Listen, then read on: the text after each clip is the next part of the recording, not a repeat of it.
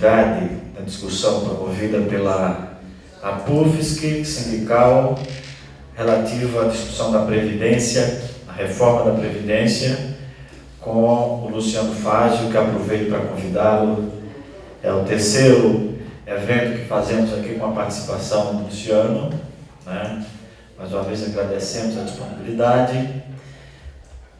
Informamos que está tendo uma transmissão ao vivo para os câmbios e também pela internet, né? Após a apresentação do Luciano, abriremos para uma discussão, perguntas, né? E dúvidas, um pouco mais pontuada também esse debate que será feito agora. Então, de antemão, já passo a palavra para o Luciano. Tem aquele microfone lá, está à exposição. Obrigado.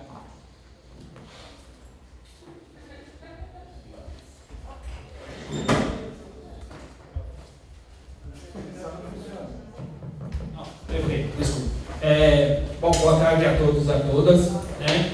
Hoje, então, vamos retomar um pouco o tema da Previdência. Nós já tratamos aqui quase no dia que foi lançada a proposta, né? Naquela semana que tinha sido apresentada a proposta no final de fevereiro, né? Março. Então, já se passaram 3 meses, as coisas evoluíram. Na verdade, vamos evoluir mais, porque essa semana está previsto que o relator da comissão especial, que é aquele que pode, na verdade, reformular o esboço, né, da proposta de alterações constitucionais, ele vai apresentar o parecer dele com justamente essa reformulação. Então, é um momento crítico, né, no sentido de que pode ter boas surpresas ou não, né? Então, a palestra está, na verdade, eu tinha preparado tentando fazer mais os exemplos concretos de como é que vai ficar o benefício em diferentes situações, para a gente tocar mais de perto, com mãos, a ideia do impacto das propostas que estão sendo colocadas em debate, mas também acrescentei essa parte no final de que a imprensa e as indiscrições, as coisas que estão sendo anunciadas, sugerem do que vai sair do relatório, o que possivelmente cai fora, o que possivelmente fica dentro, né? No sentido que a proposta é muito complexa e tem aspectos que não estão sendo de consenso, né? Então, vamos ver. Então, vamos primeiro falar um pouco do contexto da PEC, as novas regras e a avaliação da tramitação do Congresso. A ideia é que uma coisa interessante, nesses dias o presidente Bolsonaro estava subindo a rampa lá do Palácio do Planalto, encontrou um grupo de estudantes, criancinhas das escolas do ensino fundamental, e ele disse para eles o seguinte: olha, vocês cresçam, tenham sucesso, pois a previdência de seus pais depende de vocês. Aí o Guedes, que estava junto com ele subindo a rampa, deu um toque nele: não, senhor presidente, nós vamos tirar das criancinhas esse fardo. A ideia do Guedes, na verdade, é que os mais jovens não contribuam mais para os mais velhos, mas contribuam para si mesmo, né? Então vamos tirar dele esse fardo, né? Então, a visão clara, bem radical, né, do Guedes previdência não é tudo, mas sabemos que isso está quebrando o Estado e o município. Temos que ter uma vacina contra isso. Então, na verdade, ele já chegou a dizer que previdência é sinônimo de perversidade, né? E que aqui está chamando previdência como uma praga, né? Uma doença contagiosa. Então, tem que ter uma vacina. Então, a visão é uma visão realmente muito, muito radical, porque a ideia de uma forma de proteção social, chamar isso de praga, de doença, então é o seguinte: não, então você está dizendo que você quer a desproteção, né? Pois é. Então, esse é o quadro. E a ideia que está por base do pensamento do ministro da Economia é justamente isso, que milhões estão desempregados por força dessa perversidade da Previdência. exigir contribuição previdenciária das empresas gera desemprego dos mais jovens. Então a ideia é a seguinte, é uma ideia fortemente neoliberal, radicalmente neoliberal, dizendo o seguinte, em última instância, as empresas são empresas que quanto menos ônus tiverem, quanto mais capacidade de fazer lucro tiverem, mais eles vão gerar progresso, bem-estar para o país. É uma dúvida, né? Porque, na verdade, a história que nós temos assistido é que quanto você mais desonera as empresas, que é o caso do recente anos, as desonerações da presidenta Dilma, da linha branca, as desonerações dos produtores rurais, as desonerações dos grandes produtores rurais, dos grandes exportadores, desonerações fiscais dos bancos, isso não tem criado emprego, né? E, na verdade, a discussão é muito ideológica, né? Dos dois lados, né? Então, o Guedes, na verdade, ele é o exponente de uma corrente ideológica, e o pessoal, por exemplo, o próprio Banco Central, que não são pessoas muito simpáticas às políticas sociais, a diretoria do Banco Central, quando saiu o nome do Guedes, o pessoal diz assim, escolheram um louco, né? Porque o próprio Guedes, no meio dos economistas brasileiro conservador, é tido como uma pessoa xiita, né? Muito radical por demais, né? Então, eles acham que a retomada da economia, então, parte da redução do custo do trabalho e que o sucesso das empresas garante o bem-estar social. São pontos bem polêmicos. E ainda, ele acha o seguinte, que a máquina estatal está inchada. E para falar mais para vocês que são servidores federais, né, é importante. Essas palavras não são resumo, são citadas textualmente de declarações da semana, dos últimos 10 dias. Né? Vamos suspender os concursos públicos. Para desinchar a máquina, não precisa você demitir, simplesmente suspender o concurso público. Por quê? Porque 40% dos funcionários se aposentarão nos próximos 5 anos. Em vez de admitir novo, deixaremos a máquina mais eficiente com a digitalização. Então, a ideia, vocês conhecem mais, que são da área da educação, né?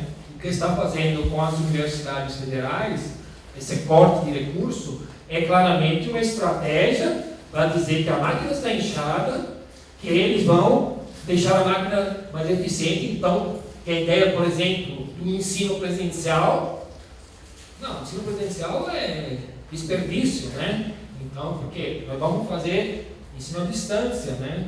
Cada um na sua casa, não tem trabalho de grupo, não tem capacidade de trabalhar em equipe, não tem contraditório, tem o que sabe fala, o que não sabe. Assim, é toda uma visão, né, bem forte. Agora, é interessante que essa questão da máquina inchada não coaduna com as estatísticas mundiais, né? Aqui é uma estatística da OCDE, né?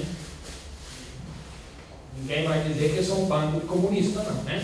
A OCDE são os países capitalistas, né? Então, veja bem, os funcionários na Noruega são 30%, na Dinamarca e Suécia cerca de 29%, também os países escandinavos mais, né? França 21%, mas Estados Unidos são 15%, Itália são 13%, Alemanha são 10%, Japão são 6%, né? E Brasil são 1,6%, ou seja, está inchada aonde? Os números não confirmam essa tese, mas essa tese, então, a reforma da Previdência, na verdade, está nesse pano de fundo, né? De dizer, vou desinchar a máquina, vou reduzir a despesa do Estado, né? A ideia da reforma da Previdência é uma ideia que, basicamente, trabalha com os próprios pilares da concepção neoliberal, que é a diminuição da carga tributária, a abertura comercial, né, a privatização das empresas estatais e a redução do gasto fiscal. Então, assim, é o residuário, esse aí é o residuário lá do final dos anos 90, começo do ano 2000, consenso de Washington. Então, assim... O que é 1,6? É 1,6 funcionários públicos por habitante? Sim. Não, é 1%. 100, desculpa. Total de funcionários. Em relação ao Não, total de empregados? São em relação aos habitantes. Ah, Habitantes, né? Isso.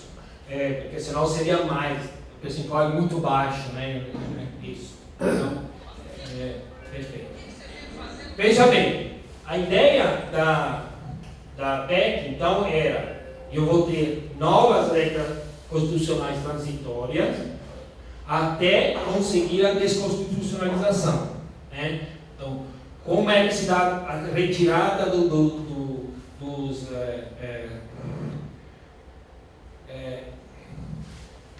disposições previdenciárias da Constituição? Se dá por meio de uma mudança que seria já agora, que digo que, na própria Constituição, que não terá, que esse assunto será regrado por uma lei, no caso uma lei complementar, uma lei que não é a Constituição, uma lei de menor importância, né? Então, mas para se garantir, ele insere na proposta da PEC, umas regras transitórias, ou seja, vai que essa lei complementar não tenho condições de aprová-la, então já garanto umas mudanças já, que poderão ser acentuadas, confirmadas, ratificadas, né, ou até agravadas na lei complementar. E aí, a partir da lei complementar, terá novas regras gerais de alteração mais fácil, porque não requer uma emenda constitucional, uma discussão de 6 meses, 9 meses.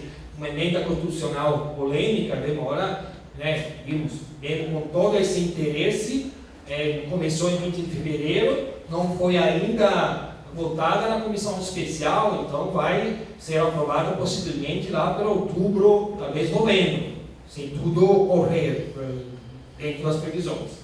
Então, e ainda tem a ideia da nova previdência com a capitalização individual, né? Então, esse é um pouco o esquema geral.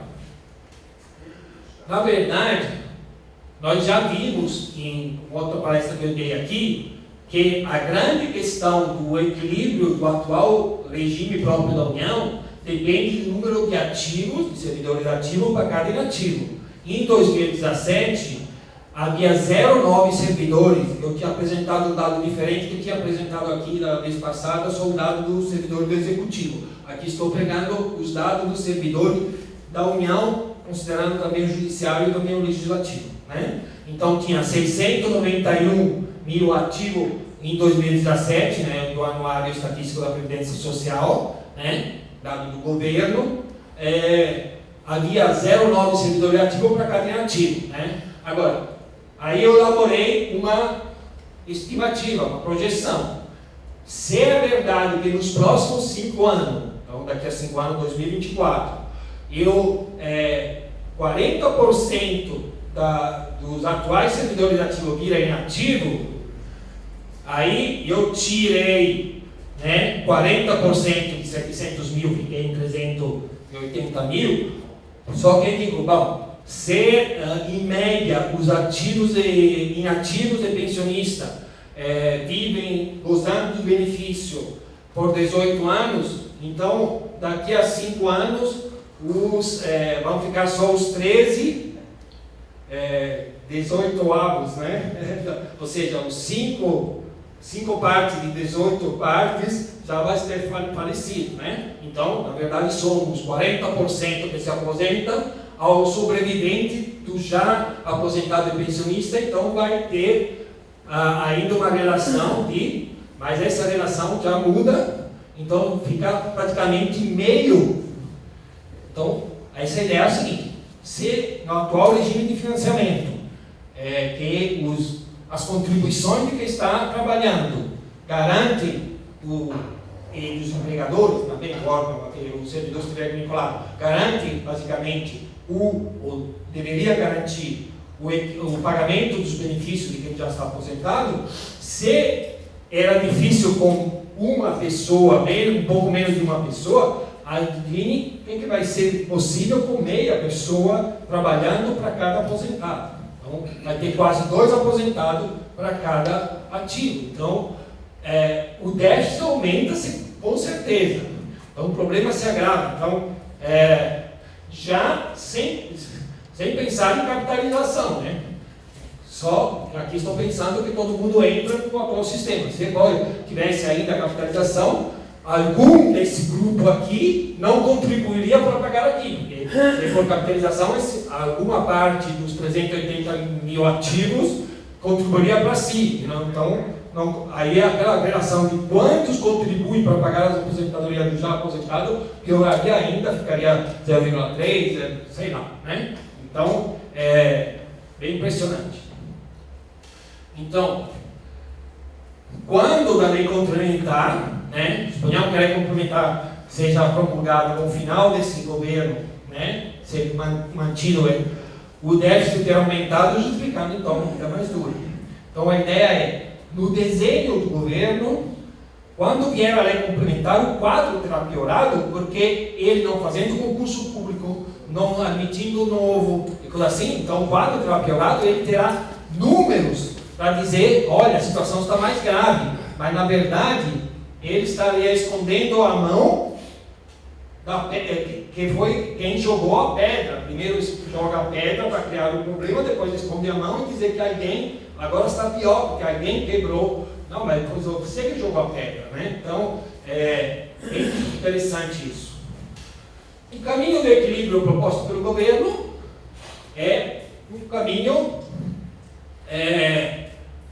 todo desenhado como ônus maior para o servidor. Porque ele se fala de maiores contribuições para o servidor, tanto a nível das alíquotas progressiva por faixa de renda, né, que chega até os 22%, mas no caso de quem ganha 39 mil acima. Mas mesmo para quem ganha, foi feito um estudo, e essa proposta de mudança de alíquota, eles aliviam um pouco a alíquota previdenciária dos atuais 11% para quem ganha até os 4.500. E piora, ou seja, arrecada mais, né, com a contribuição previdenciária do servidor que ganha a partir de 4.500 para cima. Então, na verdade, para os servidores, para os professores das universidades federais, eles estão todos dos 4.500 acima. Então, para vocês, o apetite do leão previdenciário aumenta, né? Ainda tem a possibilidade de transferir parte de responsabilidade do pagamento do déficit, que hoje é integralmente da União, para o servidor, né? Então, isso então do ponto de vista das receitas. Do ponto de vista da despesa, tem maior cidade mínima, maior carência contributiva, redução do valor do benefício,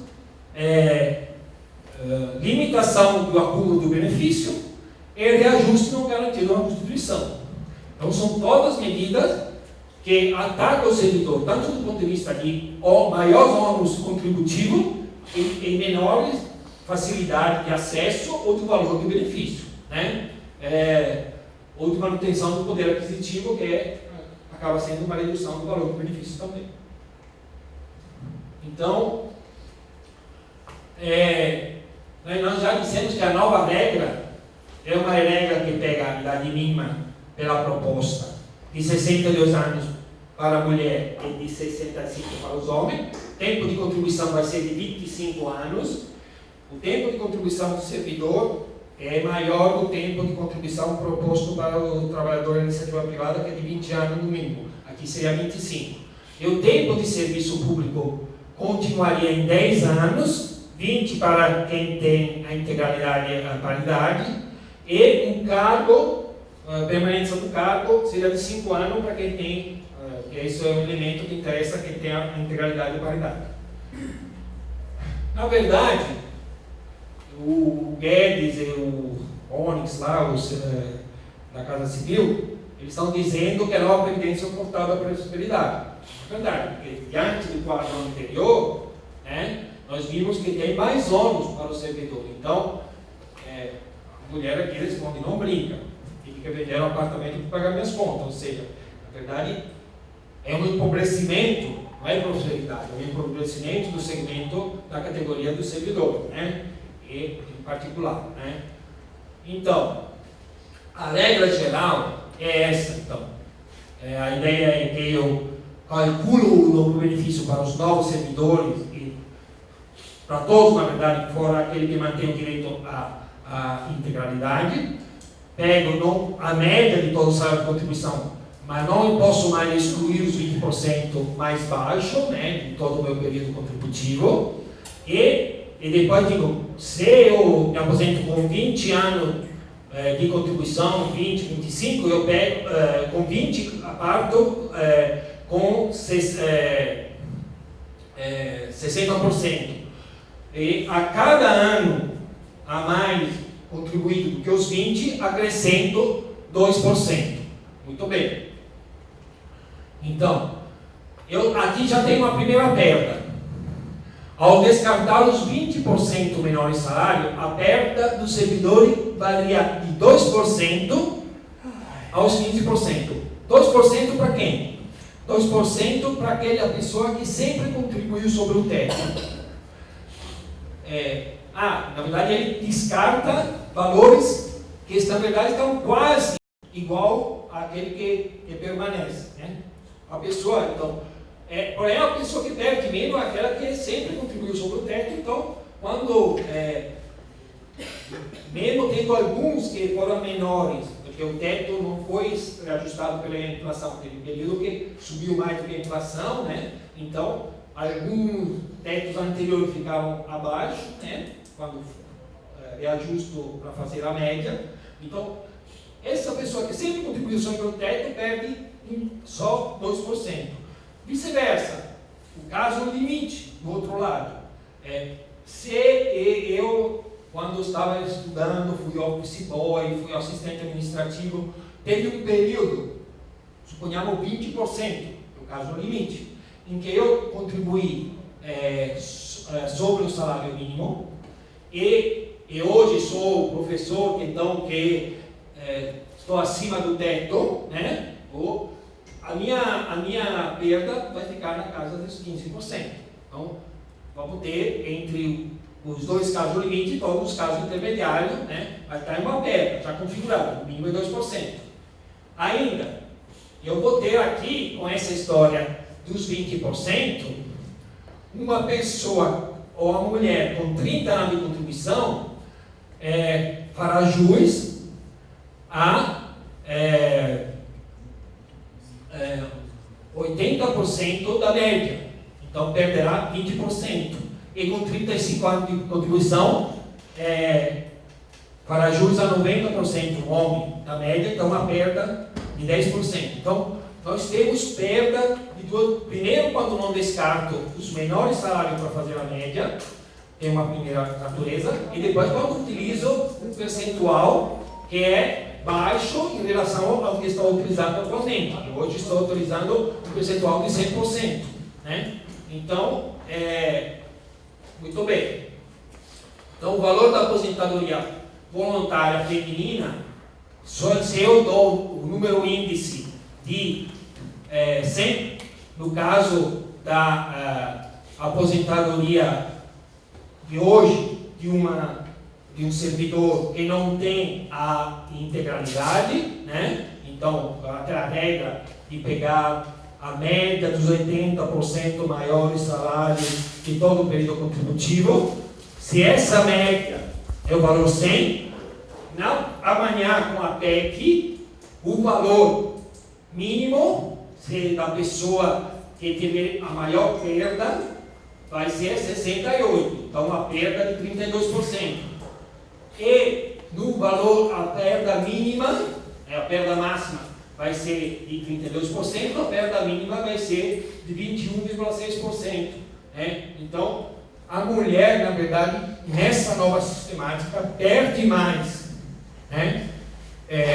Porque quando eu parto valor igual, na verdade, a mulher perde mais porque, basicamente, porque ela perde mais aqui. Que ela, podendo se aposentar com 30 anos de contribuição, esse valor de 60 evoluiu menos para se aproximar dos 100. Porque quando ela faz direito, os 60 só virou 80 e não virou 90, como no caso do homem, né? Não peguei as estatísticas que, em média, a remuneração da mulher é menor do que o homem pelo mercado de trabalho, porque fiz isso pensando mais nos servidores federais, em que isso é definido em lei e não tem diferença entre homem e mulher, né? Porque não é definido pelo mercado, mas é definido pela legislação, né? Para o caso do INSS, a diferença é ainda maior, porque tem um tratamento discriminatório do mercado de trabalho em relação às mulheres, né? Mas não é o caso aqui. Então, já para o homem, a mesma conta vai dizer o seguinte: se hoje ele está ganharia na aposentadoria o valor 100, amanhã com a PEC ele vai ganhar o valor 76,5 ou 88,2, ou seja, a perda ficaria de um mínimo de 11,8, nesse caso, né, que é o valor máximo projetado para o futuro em relação ao presente, e a perda máxima seria, caso eu tivesse o valor mais diminuído, né, de 76, então a perda seria de 23,5. Então, mas também teria uma perda. Então, é óbvio que é um achatamento dos valores do benefício. Significativo, né? Significativo. Ainda vai ter a questão da contribuição extraordinária dos servidores, né? Para amortizar o débito. Hoje, esse é um gráfico que eu copiei e colei do G1 da Globo, né? Publicado em janeiro, né, desse ano. Não verifiquei, até porque pode existir diferente forma de considerar, mas aqui eu peço para olhar. A ideia é o seguinte: ele está calculando quanto é o déficit por cabeça no caso do INSS urbano, do INSS dos trabalhadores segurados especiais, agricultura familiar, ribeirinhos, pescadores artesanais, quilombolas, índios, etc. Mas aqui seriam os servidores civis da União, aqui seriam os servidores das Forças Armadas e aqui as pensões militares também, né? Isso. No caso, ficamos aqui, não vou criticar se o número está correto, acredito que se não está correto, pode estar na ordem de grandeza. A ideia é, todo ano, a União, no ano de 2018 em particular, teve que desembolsar por cada servidor aposentado R$63 mil, porque a arrecadação dos servidores em atividade não era suficiente, até porque são poucos demais, né? Então, e do servidor em atividade e do seu órgão empregador, né? Então, tá. A ideia é, hoje, esses R$63 mil são pagos integralmente pela União. Então, é um valor alto, fica nas estatísticas, eu posso fazer matéria jornalística, mas para mim, servidor não tem consequência direta, porque quem paga isso é a União. A proposta é que quando tiver, a proposta da emenda constitucional, é que quando tiver um déficit do meu ente federativo, União, no caso de vocês, pode ser Estado e município também, por iniciativa do Poder Executivo, pode ser mandado um projeto de lei, que pode ser inclusive lei ordinária. Então, sendo que a lei ordinária pode ser até por medida provisória, porque se a matéria é matéria que pode ser regrada pela lei ordinária, eu posso fazer medida provisória. Se deve ser regrada por lei complementar, não posso fazer medida provisória. Então, em tese, dizendo o seguinte: o Executivo manda ao Legislativo dizendo o seguinte: aprovada a PEC do jeito que está, poderia ser possível, por exemplo, hoje, o executivo manda uma medida provisória e diz o seguinte, ó, vamos dividir essa conta entre a União, que paga metade dessa conta, e o conjunto de servidores ativos e inativos pensionistas, que paga a outra metade dessa conta. Né? Então, ficaria... Né? Ah, mas como é que ficaria? Se fosse feito de maneira linear, cada servidor da União, independentemente das poder legislativo, executivo, etc., pagaria 31.500 reais por ano. Né? Porque se metade da conta couber o conjunto de servidores e que se dividam pelo número de servidores, então os servidores pagaria a cada um dos servidores 31.500 reais. Que é um absurdo número estratosférico, né? Então, não vai ser assim, provavelmente. A contribuição extraordinária poderá ter a alíquota diferenciada, a depender da condição do ativo e inativo pensionista, do histórico contributivo. A ideia é, a intenção do governo, esse é o texto transcrito da PEC, esse na quadro azul, a intenção do governo é penalizar mais os servidores que ao longo da vida como no serviço público não contribuíram. Por quê? Porque antes de 97, os servidores federais, por exemplo, não contribuíam, porque a previdência do serviço público federal era não contributiva. Então, ele diz, sendo que você não contribuiu, mas era o pacto, né? Mas sendo que então não contribuiu lá antes de 97, agora você paga mais. Esse é o item B. A regra de cálculo do benefício, né? Por exemplo, se eu calculei pela integralidade, já o ponto C, eu vou penalizar mais quem está aposentado pela integralidade, porque a regra de cálculo do benefício foi diferente, não foi pela média, foi pelo topo. Então eu vou penalizar mais.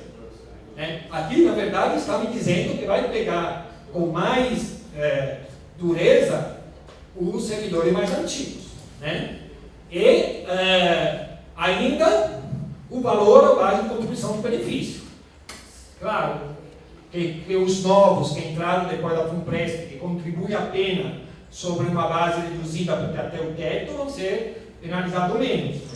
E quem não tem teto, então aqui está falando do histórico contributivo, da emenda constitucional número 3 de 93, que introduziu a possibilidade a caráter contributivo da Previdência. Aqui está falando da regra de cálculo, está falando, na verdade, basicamente, da emenda constitucional número 41, que retirou a integralidade, né, mas deixou para alguns. E aqui está falando, basicamente, depois da FUNPRESP ou não, porque a base de cálculo encolheu quando foi criada a FUNPRESP para os novos servidores. Né? Então, eles estão desenhando, estão dando alguns sinais que não vai ser linear. Mas, além disso, tem dois elementos a saber. Qual a ônus caberá ao Estado e qual aos servidores? Porque o exemplo que dei é o seguinte: se a contribuição for 1 por 1, então seria, em média, 31 mil, eu deixei os mil, mas eu dei aqui, não transcrever os mil aqui embaixo, mas 31.500 reais anuais por servidor. Se for na relação contributiva 2 por 1, igual hoje é a relação contributiva para a Previdência do Servidor Público Federal, esse valor ficaria reduzido, numa lógica linear, só para ter uma ordem de grandeza, a 21 mil reais. Né? Então temos que ver, mas de qualquer maneira, esse é uma coisa que é pouquíssimo comentada pela imprensa, mas é a coisa que atingiria mais fortemente os já aposentados, por exemplo. Mais do que o aumento das alíquotas lá progressiva, porque estamos falando de valores muito expressivos. E dependendo de como é que eu vou repartir, se eu sou um aposentado que me aposentei com pouco tempo de contribuição no passado, porque me aposentei no começo da década de 2000, por exemplo, então contribuí só de 97 ou 3 ou 4 anos, sei lá. Se a regra de cálculo do benefício é pela integralidade, claro, entrei antes de 2003 é pela integralidade. Se não tem teto, então eu vou pagar possivelmente esses valores, vou possivelmente me aproximar disso. Na verdade vai ser como se fosse chutando, para dar uma ordem de grandeza, como se eu tivesse, por exemplo, cancelado o 13º. Dependendo, né? De 13 mensalidades, vou perder uma. Ou, de repente, poderia perder mais do que uma. Depende, tem que ver. Não é claro. A lei, a proposta da emenda constitucional tem alguns critérios, mas não diz exatamente quais serão. Poderá ser aprovado por lei ordinária. Muito certo, né? Então, a contribuição extra, então, será claramente uma redução do benefício, porque o que interessa, eu já disse aqui, né? O que interessa ao servidor aposentado ou ao pensionista é o benefício líquido, não o benefício bruto, né? Na verdade, o benefício bruto é a primeira linha de contra-cheque. O que vai cair na minha conta é a última linha, depois de aplicar todo o desconto da segunda, terceira, quarta linha, eventuais, né, desconto que tiver no meu contra-cheque. Então, na verdade, sendo que me interessa o benefício líquido, isso vai ser uma redução do benefício. Então, na verdade, é uma forma de burlar a ideia que o benefício é redutivo, né? Então, ainda a maldade aqui, que pela PEC, a base de cálculo da contribuição extraordinária do inativo será a parte do benefício acima do salário mínimo. Então, mas quando eu, inativo, contribuo para a Previdência, eu contribuo na parcela acima do teto do INSS, R$ 5.840 hoje. Se fosse vingar essa proposta que está na PEC, eu contribuiria sobre a parcela que excede os R$ 998. Então eu contribuo, a diferença é quase R$ 5.000. A base de incidência,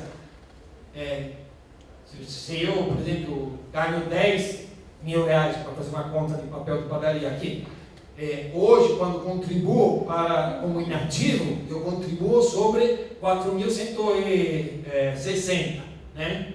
Arredondado. Mas se fosse contribuir sobre o que excede o salário mínimo, eu contribuiria sobre R$ 9.002. Então, aumentaria quase R$ 5.000 na base contributiva. Aquelas alíquotas que ficaram as mesmas, né? Então, a diferença aqui é brutal. Esse, inclusive, eu acho que eu me surpreendi muito de que não foi visto pela CCJ como inconstitucional. Por quê?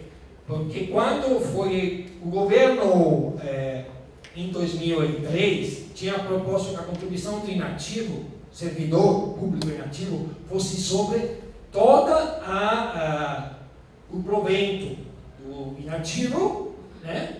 E não foi aprovado, porque o governo ADIM, Ações Diretas de Constitucionalidade, dizendo o seguinte: se o segurado do INSS não contribui uma vez aposentado, por que o segurado do regime próprio tem que contribuir?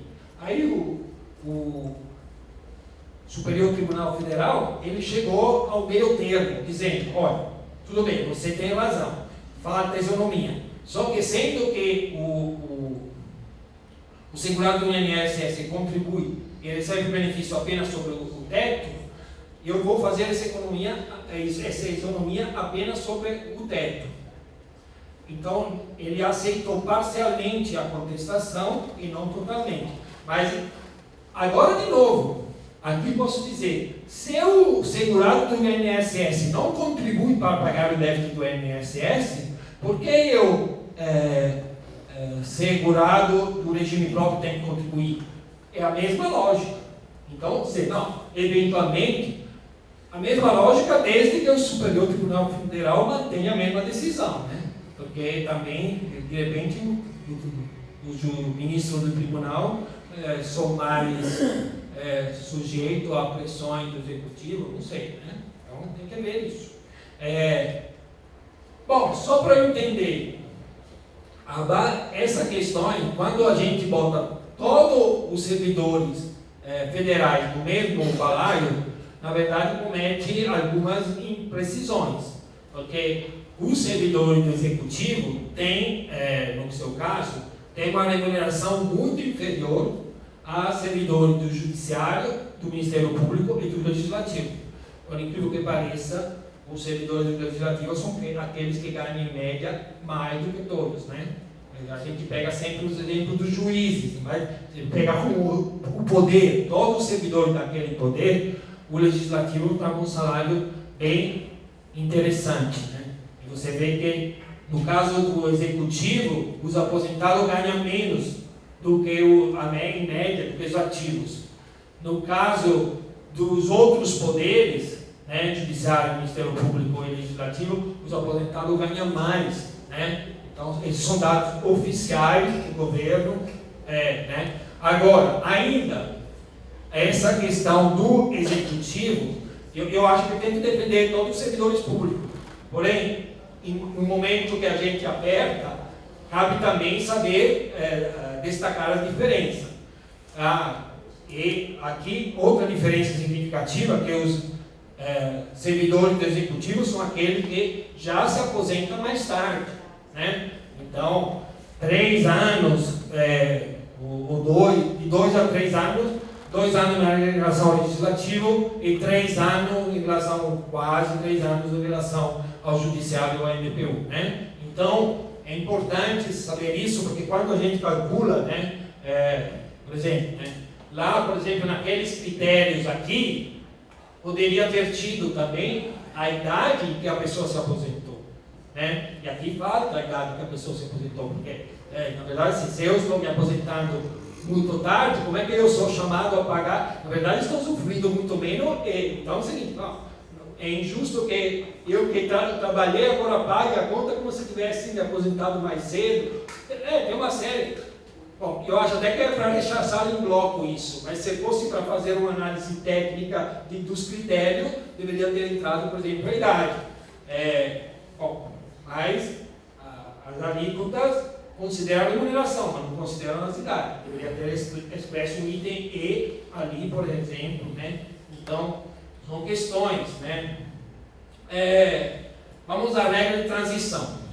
Regra de transição, na verdade, são exigidas para a aposentadoria voluntária a idade, o tempo de contribuição, né? 30 e 35 anos, dependendo de mulher e homem, os 5 anos no cargo, mas tem aqui embaixo umas novas exigências, ou seja, uma majoração da idade mínima, um tempo de serviço majorado. Eu só faço jus à regra de transição, ou seja, eu vou fugir da exigência que eu tenha 65 anos para me aposentar homem ou 62 mulheres, só se tiver no mínimo 20 anos de serviço público. Se eu, por exemplo, fiz o concurso com 50 anos, então, na verdade, eu não vou fugir da nova regra geral de 65 anos homem, porque nunca vou chegar a 20 anos de serviço público quando tiver 70 anos. Então, é mais fácil eu sair pela regra, nova regra geral. Então, a transição não me ajuda em nada, né? E ainda tem a pontuação, que é a soma de idade e tempo de contribuição. Vamos ver como é que fica. Na verdade, para as mulheres, ele fica parte de 56 anos em 2019 e tem que ter 86 pontos, ou seja, 56 anos de idade e 30 anos de contribuição. Mas já no ano seguinte, os pontos aumentavam. A idade fica por 3 anos pela PEC até 2021 de 56 anos de mulher, mas a cada ano os pontos aumentam de 1 ponto. Então as exigências progressivamente aumentam. No caso do homem também, parte de 61 anos, um ano mais do que a atual, fica até 2021 com 61 anos, depois fica 72, mas o número de pontos aumenta. E o número de pontos, no caso da mulher, chega a 100, e o número de pontos para o homem chega a 105. Então, quando o homem chega a 105 em 2028, e a mulher chega em 105, em 100 em 2033. Então, o período de transição é um pouco mais longo para a mulher, mas, na verdade, aproxima mais, né? A diferença lá era 3 anos na regra geral, a mulher pode se aposentar 3 anos a menos, mas para a regra de transição fica praticamente 2 anos e meio, porque a diferença de 5 pontos, esse ponto evolui de 2 casas a cada ano, porque a cada ano eu fico um ano mais velho e tenho contribuído um ano, então ganho 2 pontos, né? Então a diferença aqui é mais exigente para as mulheres, que na regra de transição a diferença fica no final reduzida a 2 anos e meio, enquanto na regra geral 3 anos. Mas tudo bem. Essa é um pouco a regra, então tem um exemplo aqui que dá um pouco a entender. Vamos pegar um nome até inventado, né? Mas tudo é fictício. Mas suponhamos que essa mulher tenha, Marina, tenha 53 anos, 26 anos de contribuição. Pela regra atual, ela se aposentará em 2023, daqui a 4 anos. Por quê? Porque falta 4 anos, falta só 2 anos para 55 anos de idade, mas falta 4 anos para os 30 anos de contribuição. Então, as regras são cumulativas, ela se aposenta daqui a 4 anos por causa do tempo de contribuição. Pela PEC, ela se aposentará apenas em 2026, com idade de 60 anos e 33 anos de contribuição. 60 anos é um pouco melhor do que 62, sim. Mas, por quê? Porque em 2023, quando ela poderia se aposentar pela regra atual, ela somando a idade, 57, e o tempo de contribuição, 30, terá 87 pontos. Naquela tabela anterior, me dizia que ela tinha que ter 90 pontos. Então, os pontos exigidos impedem que ela se aposente porque não atingiu a pontuação. Então, 2024, ela avançou um ano de idade, 2 pontos, porque além da idade contribuiu, mas lá também se deslocou de uma casa, então 89 é inferior a 91, né? E assim por diante. Só consegue alcançar a pontuação exigida em 2026. Então, a ideia é, o pedágio, ela faltava 4 anos. Ela tem que trabalhar mais 3 anos, além dos 4 que já faltavam. Então, o pedágio implícito é, no caso dessa pessoa, de 75%. 3 é 75% de 4. Né? Então, vamos pegar agora o caso do homem. 56 anos de idade, 30 de contribuição. Ou ele se aposentaria daqui a 5 anos, 2024, com 61 anos de idade, porque só então terá o tempo de contribuição de 35 anos. Agora ele vai se aposentar em 2029, né? Ou seja, 4 anos a mais. Por quê? Porque só em 2029 é que a soma de idade e de tempo de contribuição alcançará a pontuação exigida, né? 2024 ele tem 61 anos, 35 anos de contribuição dá 96, mas era exigido 101. Fazendo a conta entre os exigidos e os alcançados ano a ano, ele só chega em 2029. Então, nesse caso, né, o pedágio faltava 5, agora tenho que acrescentar 4. 4 é 80% do 5. O pedágio é de 80% do tempo faltante. Né? Nesse caso, ele se aposentaria só aos 66 anos, quando pela regra geral, ele se aposentaria aos 65. Então, para esse caso, a regra de transição, do ponto de vista de acesso ao benefício, não facilitou, complicou. Então, a regra de transição que é apresentada como uma facilidade, nem sempre é de fato uma facilidade. Tem que fazer o cálculo e ver se compensa. Né? Agora, nesse caso, porém, ele em 2029, ele terá, aqui tinha 30 anos de contribuição em 2019, em 2029 terá 40 anos de contribuição, farei jus a 100% daquela média, né? Porque vai ter 20 anos, e a cada, acima dos 20 de contribuição mais 20, e a cada desses 20 acrescido, 2% a cada ano, então 2 por 4, 40, chega a 60 mais 40, 100%, e aqui no caso, terá 39 anos de contribuição, não fará jus a 100% da média, mas 98%, uma pequena redução. Mas em termos de acesso ao benefício, seria mais interessante sair antes, né? Se ele estivesse disposto a perder 2%. Né? Então, no caso aqui, outro exemplo, vamos pegar. Ele tem 45 anos de idade, 20 anos de contribuição. Ele hoje poderia aposentar daqui a 15 anos, né? Porque com 15 anos ele terá 60 anos de idade e 35 anos de contribuição, né? Então, pela PEC, ele vai se aposentar apenas em 2039, né? Com a idade de 65 anos e o tempo de contribuição de 40. Então, na verdade, você vê como que para as pessoas, quanto mais são jovens, quanto menos o tempo fica insignificante, né? Eles, em geral, todos os mais jovens tendem a cair na regra geral, porque pela PEC, mesmo pela regra de transição, ele chega já à idade de 65 anos, né? Então, nesse caso, porém, o pedágio é menor, porque quanto você é mais jovem, o pedágio fica menor, porque o tempo que você já deveria trabalhar pela regra atual é muito, e você no final acrescenta para o homem só 5 anos. Se era muito tempo que faltava, os 5 anos pesa menos proporcionalmente, então o pedágio parece reduzido. A regra, na questão da regra de transição,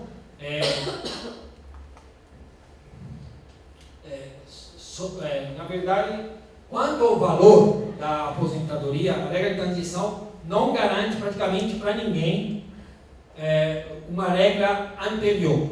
Por exemplo, se eu entrei em 2005, como aqui na universidade, e eu já estou na regra de 80, a média dos 80% maior, não tem, em hipótese nenhuma, eu mantenho essa regra dos 80%, da média dos 80% maiores salário de contribuição. Então ninguém mantém. Não, é uma exceção. A regra de transição somente mantém a regra de valor anterior para quem tem direito à integralidade, né? E paridade. Só que é uma coisa draconiana. Ou seja, se eu não estou ainda na ativa e tenho direito à integralidade, só mantenho esse direito à integralidade se eu abro mão da regra de transição quanto ao acesso. Ou seja, só é mantida a integralidade para a pessoa que vai até os 65 anos de idade, homem, não tem nenhum desconto, ou 62 anos as mulheres. Então, suponhamos que eu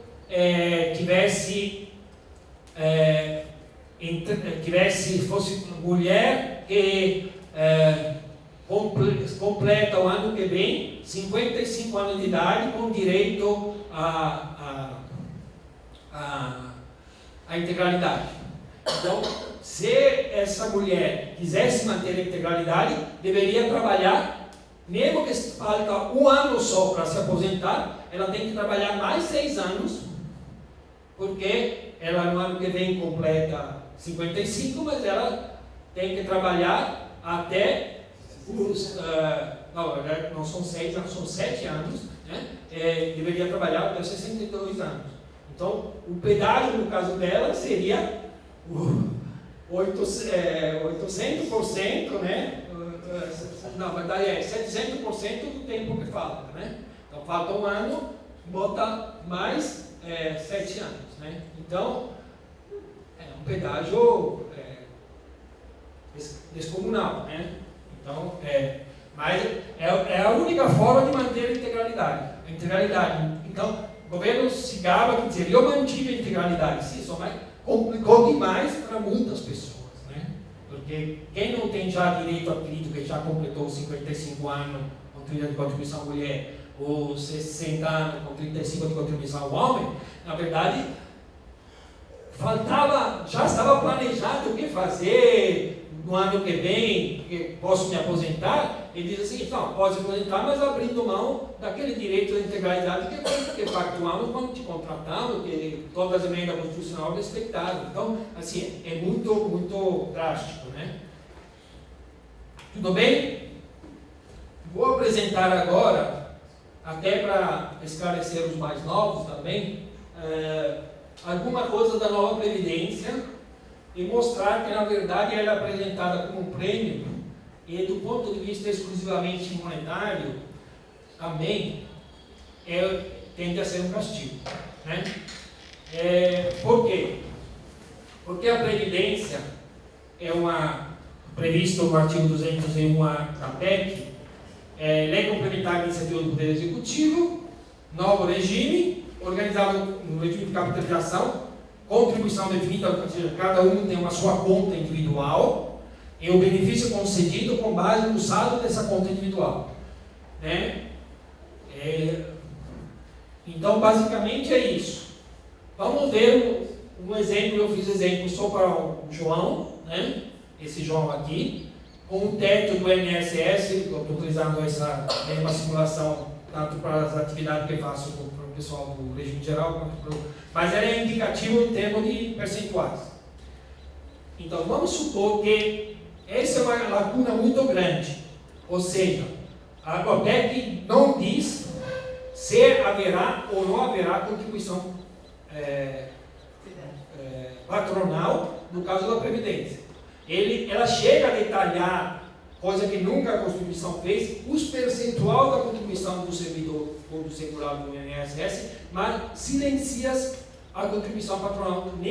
Ela diz que poderá existir, mas não garante que deverá existir. Né? Então, a primeira situação vamos supor que a capitalização individual seja sem contribuição patronal e que o cara aplique as novas alíquota contributiva que estão definidas lá, aquela que começa com 7,5% que chega aos 22%, no caso do cara que ganha acima de 39 mil. Tudo bem.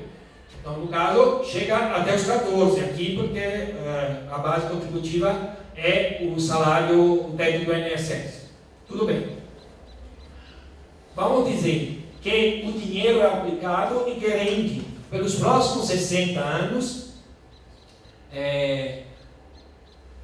a inflação mais 3,5% acima da inflação. É uma hipótese muito generosa, porque esse é o rendimento basicamente de hoje. Né? É muito improvável que esse rendimento se mantenha por 60 anos. Mas mesmo fazendo essa hipótese generosa, vamos ver o que acontece. Então, hoje a pessoa que contribuiu sempre sobre o teto vai ganhar mais ou menos isso, 5.400. Se fosse uma capitalização individual sem nenhum desconto, quais são os possíveis descontos? O possível desconto pode ser assim, sendo que a administração da conta previdenciária capitalizada pode ser privatizada, ou seja, gerida por um banco, por uma seguradora, esse banco não vai administrar a sua conta sem uma taxa administrativa. E essa taxa administrativa, a gente hipotizou que seja, nesse exercício, que seja 1% do saldo de conta ao ano. Até o pessoal me diz, mas você foi muito generoso porque eles cobram mais. Sim, muitos bancos cobram 1,5%, mas vamos dizer que seja 1%. Vamos fazer até uma... Não é para forçar a barra, é só para ter uma ideia. Suponha que seja 1%, tem um banco que cobra 1%, vamos lá. E depois o problema é o seguinte, tem um seguro embutido, porque é o seguinte, eu estou montando uma saldo de conta providenciária individual. Esse é o invalidado no meio do caminho. Com aquele saldo reduzido que eu me invalidei depois de 3 anos, suponhamos, que estou contribuindo, como é que se paga a minha invalidez? Quem paga? O saldo de conta é insignificante para dar conta desse tempo. Então vai ter uma espécie de seguro, só que esse seguro, quem paga, possivelmente, a PEC diz que não terá aportes públicos na nova Previdência Capitalizada Individual. Então, na verdade, de onde sairá o pagamento do seguro? Da minha própria contribuição. Então, antes de entrar os R$100 que eu pago no cofrinho, vai ter uma parte que fica paga ao banco para administrar, que é a hipótese dessa coluna aqui, ou a hipótese da última coluna, que além da taxa estatal terá também um desconto de uma espécie de seguro para invalidez, pensão por morte, um piso de um salário mínimo caso o dinheiro acabe, para não me deixar morrer de fome na velhice. Né? Então, imaginei também uma taxa bem reduzida a 15%, poderia ter botado 25%, cabia tecnicamente, mas mesmo assim. Né? Então, veja bem, 18 anos, por que 18 anos? Porque a expectativa, o prazo médio de recebimento dos atuais segurados é 18 anos. Hoje, se eu me aposentasse, se eu fosse um dos aposentados aqui presentes, em média, estou definindo a data de vocês irem para o céu, né? Mas a ideia em média é que as pessoas vivem 18 anos aposentadas. Então, se fosse 18 anos, ele distribuindo esse patrimônio acumulado com essas contribuições individuais, daria, distribuindo isso e não sobrando nada no primeiro mês de 19 anos, porque distribui exatamente uma lógica de matemática, em 12 pagamentos por mês, sem nem ter o 13º, né? Então, só 12 pagamentos por mês dava 3.700, ou seja, eu teria uma perda de 31% em relação ao atual. Se tivesse que pagar a taxa de 1%, teria uma perda de 48%, só 2.828. Se tivesse que pagar ainda uma espécie de seguro, a partir do meu pagamento, teria uma perda de 57%. Mas se eu quisesse me garantir, que é a hipótese que eu utilizo, eu não posso dizer que eu estou entrando novo hoje, vou viver, a expectativa de vida vai ficar daqui a 40 anos a mesma de hoje. Possivelmente tem crescido um pouco, então para eu ter seguro, para não ser imprudente, eu tenho que pensar que vivo no mínimo 25 anos. Estou chutando, deveria ter contado 26, ou 24, mas para ter uma ordem de grandeza. Então é o seguinte, nesse caso, as perdas são muito significativas. Na hipótese que fosse administrado por um banco privado, e com que eu tenho que pagar esse seguro, que é um pedágio, cada minha contribuição eu pago 100 e entra 85 no meu cofrinho, eu, na verdade, terei um benefício em que tenho uma perda de 67%. Isso, se eu tivesse que me garantir por 30 anos, se eu viver mais, não. Se você viver nessa segunda linha vermelha, mais de 25 anos, o dinheiro acabou. Você vai ficar só no salário mínimo por causa daquele seguro lá que garante o salário mínimo para quem tiver a sorte de viver, mas ficou pobre, né? Então, tá. Mas 30 anos ficaria ainda pior, né? Mas tudo bem. Vamos. Então, a grande questão que eu estou frisando, ficando só um elemento, 67%. Isso é importante explicar para as pessoas mais jovens, que acham que de repente, individualmente eu vou ficar melhor. Não vai ficar melhor. Né? Vamos agora uma hipótese um pouco diferente, a capitalização individual ainda, mais a contribuição patronal de 1 por 1, que ele tem falado para a imprensa, que a ideia dele seria a capitalização individual seria suficiente de pagar 8% o empregador e 8% o segurado. Né? Então tá, como é que ficaria? As mesmas lógicas. 18 anos, 25 e 30 a fase de pagamento, essa é a situação atual, aqui seria sem desconto e taxa administrativa sem seguro, aqui seria com só taxa administrativa, lá seria também com seguro. Na verdade, mesmo tendo a contribuição patronal, a perda, claro, seria menor, porque tem a ajuda da contribuição patronal, mas com esse percentual que o Guedes fala, a perda também seria de 53%, superaria a metade, ficaria apenas com 47% menos da metade, na hipótese dos 25 anos de recebimento. Né? E se eu estou sozinho e não quero ficar na bala comum do salário mínimo, eu tenho que distribuir um pouco mais, pelo menos 25 anos, né, de recebimento.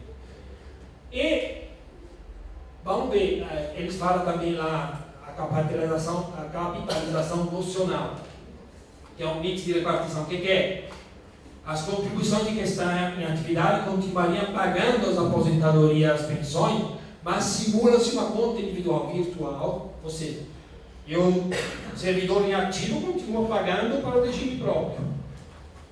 A minha contribuição continua pagando os aposentados e pensionistas, só que o regime próprio, ele vai contabilizar como se eu estivesse depositando uma conta fictícia. E ainda vai dar um juro acima dessa conta, dizer o seguinte, ó, você contribuiu esse mês R$500, né? E o seu empregador mais 500. E o juro que eu estou aplicando nessa conta virtual, digamos, é um juro de 1% ao ano, né? Então, mas quando chegará? Mas, na verdade, o meu dinheiro não foi aplicado. O dinheiro pagou os aposentados. Só que quando chegar a hora que eu me aposentar, vai dizer, Luciano, nós vamos calcular o valor do benefício não com base na sua remuneração, não com base da média de quanto você contribuiu, mas com base em quanto tem nessa conta virtual, fictícia, com aquela remuneração que a gente, discricionária, que a gente definiu. Está me entendendo?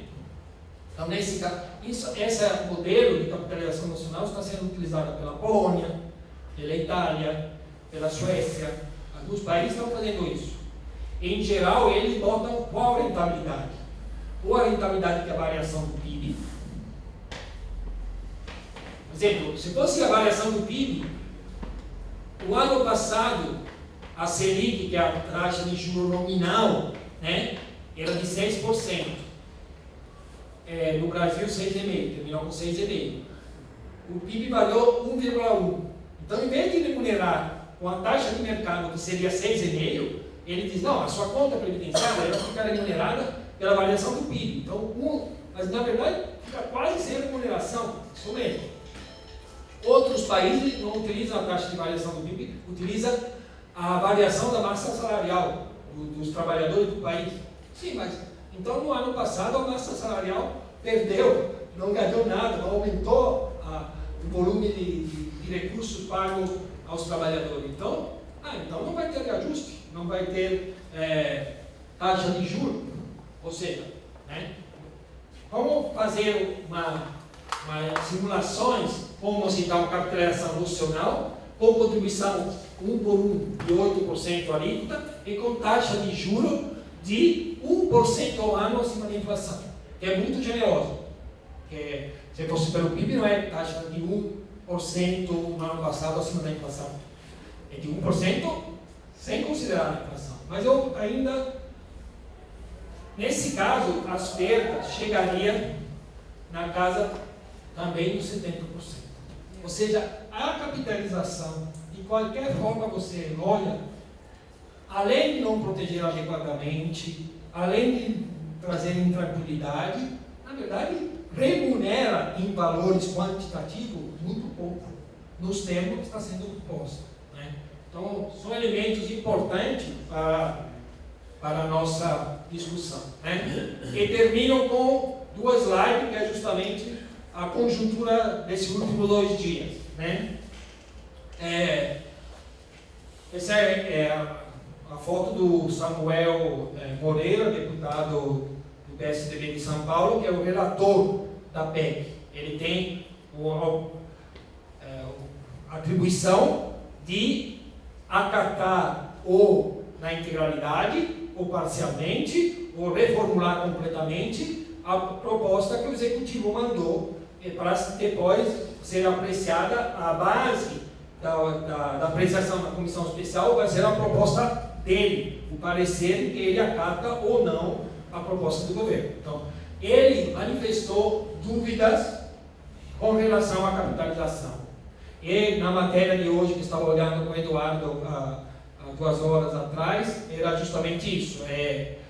Parece que saiu no G1 hoje, né, e também na UOL, né, que parece que o deputado do Centrão disseram que ele comunicou que não vai incluir no parecer a capitalização. Isso é uma coisa muito boa para os trabalhadores em geral, né, se confirmado, claro, né. Ainda ele tinha dúvida a ideia de retirar uma ideia de desconstitucionalizar as regras previdenciárias. Também essa está confirmada no encontro de ontem, ou anteontem, né, dos governadores. Ele parece que acatou, vamos ver se mantém esse compromisso por enquanto apenas verbal, de não incluir aquela ideia de retirada das regras previdenciárias da Constituição para depois ser objeto de uma lei complementar de mais fácil alteração. Agora, também ele sinalizou que não vai fazer mudança no benefício de prestação continuada, que é aquele assistencial para as pessoas miseráveis, idosas ou deficientes que pertencem de famílias miseráveis com um salário per capita abaixo de um quarto do salário mínimo. E também tem sinalizado que não vai acatar mudança para a aposentadoria dos trabalhadores de agricultura familiar. Tá? Então isso seria, talvez vamos saber essa semana se essas dúvidas dele e essas meia promessas vão ser mantidas, né? De retirar esses itens, né? Então esses seriam no estado da arte atual os eventuais avanços, né? E porém ele tem alguma certeza de retrocesso, né? Então vendo só essa coisa, então estamos ganhando quase tudo. Não, menos, né? Na verdade é o seguinte, essa foto, eu não peguei da internet, cita uma frase dele, só um minutinho.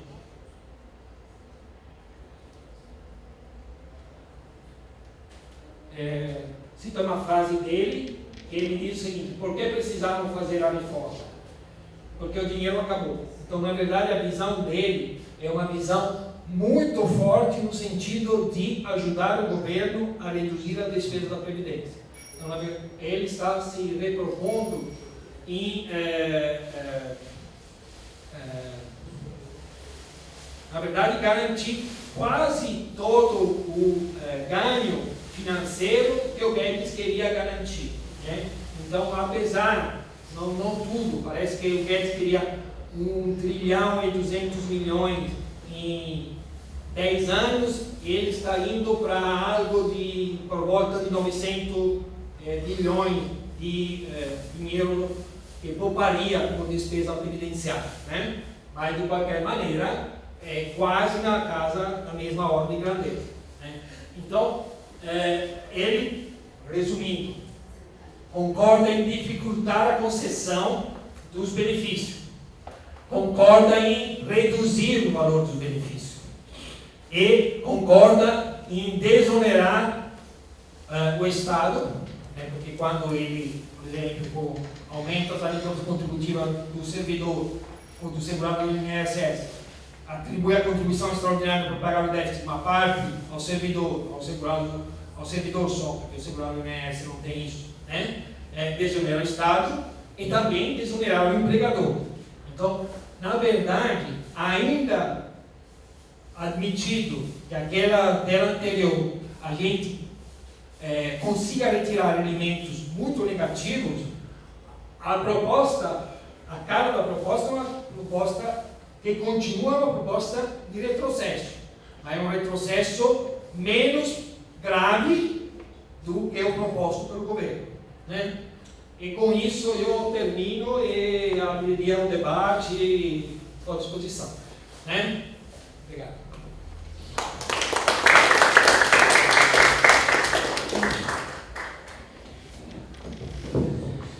Então, dando continuidade, nós podemos já aqui na plenária, aqueles que quiserem fazer perguntas, mas de antemão a gente já dá para perceber que a minha sexta-feira, dia 14, será muito mais vibrante, porque eu me vi muito eficientemente numa das lâminas que o Luciano apresentou aqui, o que é que vai sobrar para mim, que sou da primeira geração.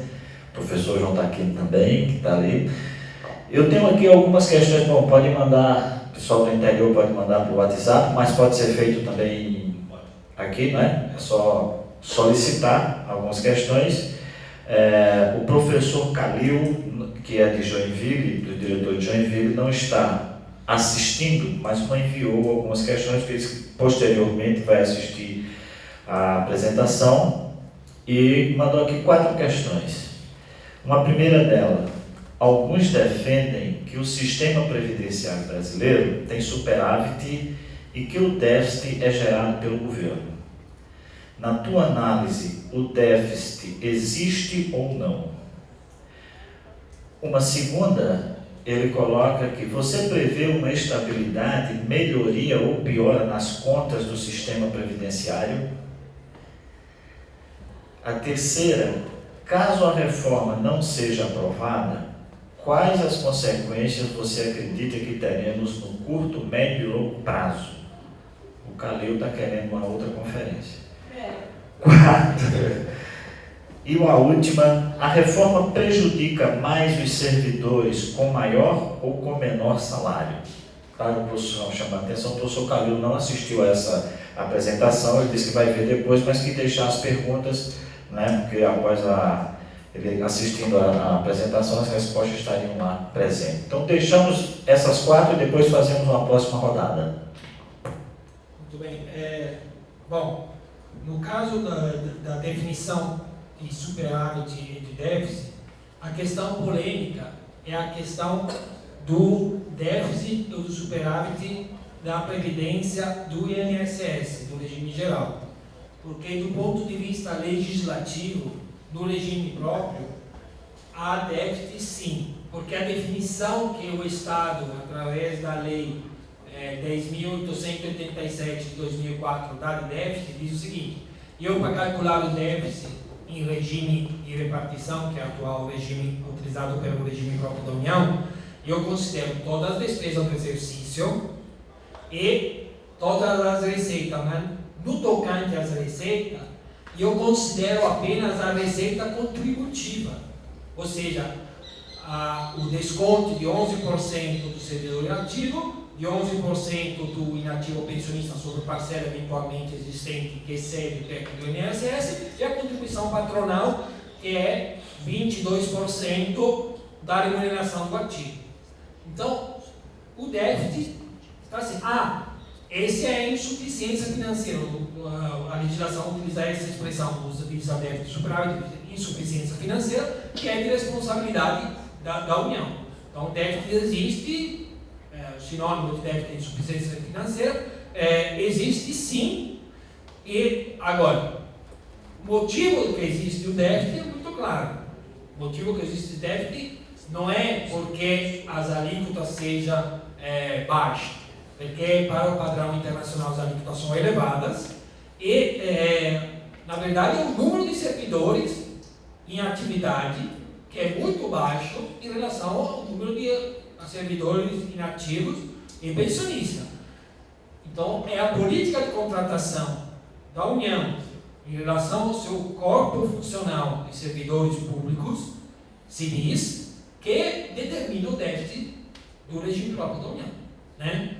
A proporção nós vimos era 0,9 servidores em atividade para cada aposentado, mesmo que as alíquotas dobrassem, né? Mesmo que pagasse 22 o servidor em atividade e 44 a União, o órgão empregador, daria a soma de 66%, ainda teria déficit. Porque com essa proporção, deveria triplicar. Mas então o servidor, na verdade, pagaria 1/3 do que ganha e o empregador pagaria uma remuneração para a Previdência, para cada servidor pagaria uma remuneração para o servidor e outra remuneração só para pagar. Aí seria a receita contributiva daria conta, mas isso não existe em lugar nenhum do mundo. Isso é um despropósito, né? Então, deve estar explicado.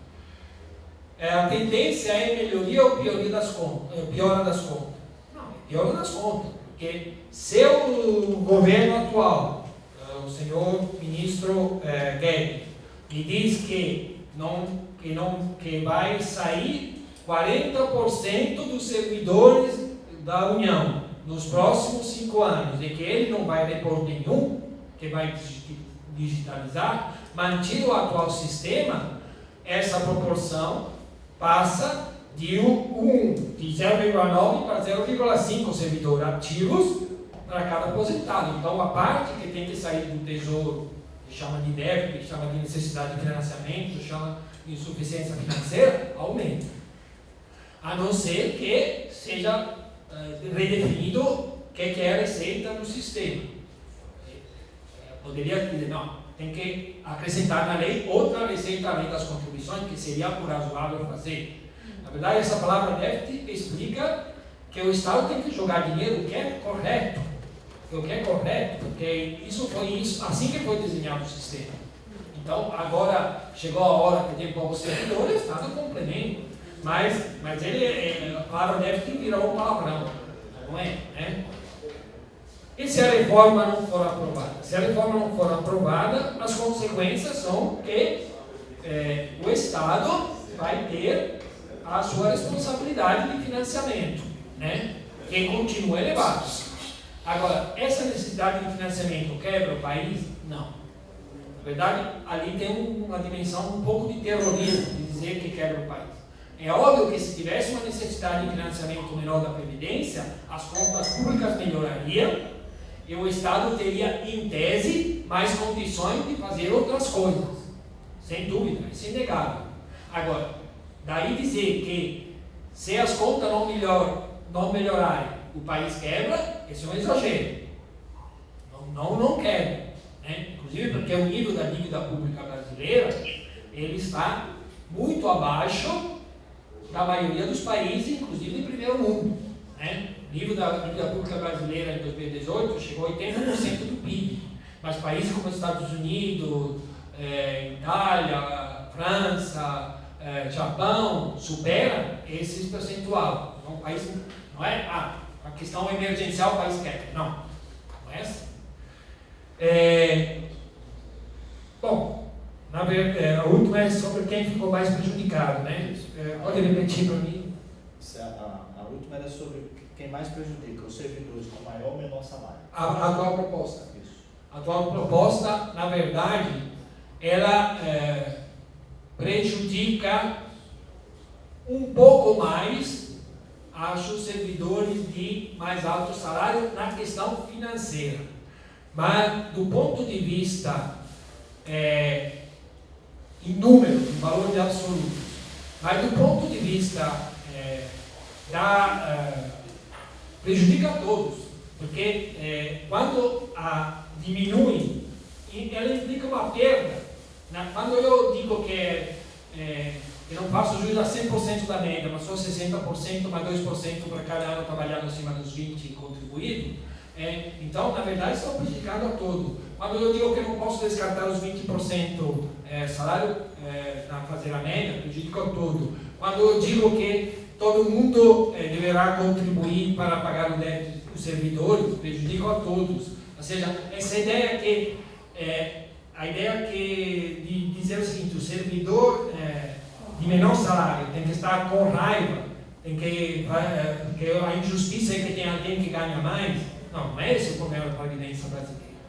O problema da Previdência brasileira é que ela não está sendo suficientemente financiada pelo Estado. O Estado está tentando fugir da sua responsabilidade do compromisso que tomou em edital, concurso público, garantindo umas regras e na hora de cumpri-la, o Estado rói a corda. Mas a tentativa do governo é de dizer o seguinte: tem alguns que são os privilegiados, em vez de apontar os banqueiros, os grandes industriários, o dono da van, e sei lá o quê, que não paga imposto, que tem refis, ele diz: os privilegiados são os servidores públicos que ganham mais. Isso infelizmente está emplacando porque a imprensa segue essa linha de raciocínio, mas na verdade é o seguinte: eu quero ter servidor do Estado qualificado, comprometido, tem que também pagar bom salário. Não é, o problema do país não é o salário que se paga aos servidores públicos, ainda mais do executivo, que nós vimos na palestra que são salários, não são salários de marajás, né?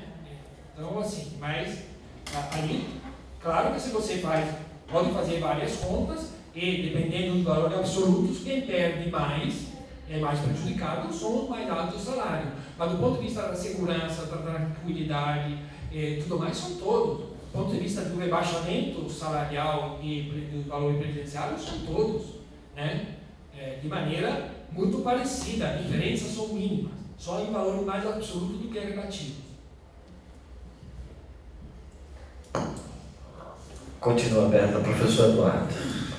Fazendo aqui, tu repete, não? Para gravar, para poder ser transmitido e ser gravado e ser... Né?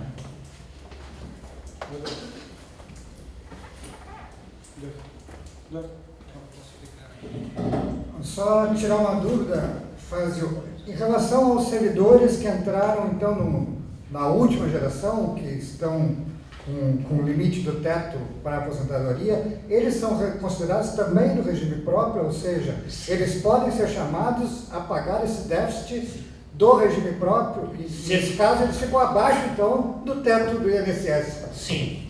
Sim, essa questão é muito séria. Na verdade, eu estou chamando a atenção para as entidades como a Associação dos Professores da Universidade de Santa Catarina. Ontem estava com os sindicatos dos servidores do Judiciário do Estado de Santa Catarina. Todas as entidades representativas do serviço público é o seguinte: para o servidor que ingressa hoje, no caso da União, depois de 2013, com a FUNPRESP, no caso do Estado de Santa Catarina, foi mais tardio a Previdência Complementar, mas para fixar as ideias aqui, na verdade, esse servidor tem falta de sorte total. Por quê? Porque ele vai ser submetido, do ponto de vista dos benefícios, praticamente as mesmas regras do regime geral, só que ele vai pagar uma alíquota superior, às vezes, contributiva,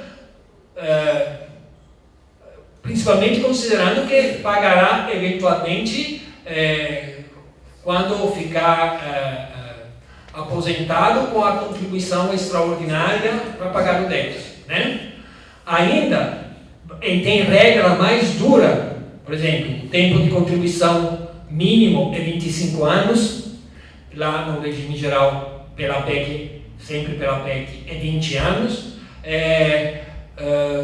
Tem uma série, então, mais duras de regras e os benefícios são exatamente iguais.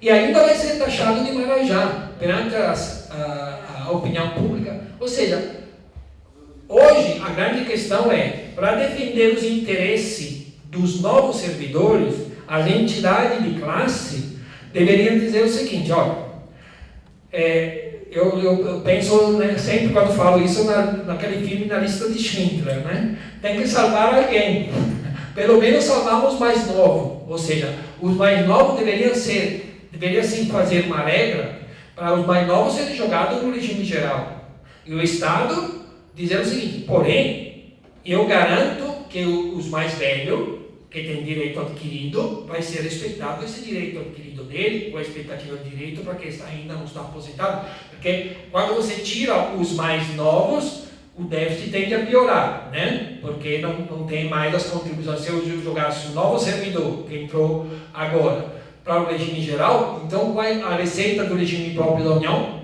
vem minguando cada vez com mais velocidade, né? Aquela proporção, daqui a pouco não são todos aposentados, com que receita contributiva paga?